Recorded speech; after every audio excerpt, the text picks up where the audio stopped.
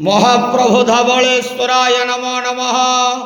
कलानंदीरुधला होइथिबा बाबा धवलेश्वराय नमो नमः। दीपं यदि परम ब्रह्मा दीपं यदि जनार्दनः दीपहरत मे पापो पूजा दीप नमस्तुते। बाबा धवलेश्वर महाप्रभु संसार सुखी रखंतु। आज पवित्र शुभ सोमवार रे समस्त श्रद्धालु भक्त मानक आशीर्वाद करंतु। समस्त श्रद्धालु भक्त मानकर मनस्कामना पूर्ण करंतु। कर्म क्षेत्र उन्नति करंतु। ग्रह रिष्टमान खंडन करंतु। जगतर मंगल करंतु। विश्वर कल्याण करंतु। आपणकर नाम प्रकाश करंतु। सेवकर डाक श्रवण करंतु। समस्त गुआवसा भक्त मानकर मनस्कामना पूर्ण करंतु। बाबा धवलेश्वराय नमः। संसार सुखी रखंतलंदे गवार हरि बोलो।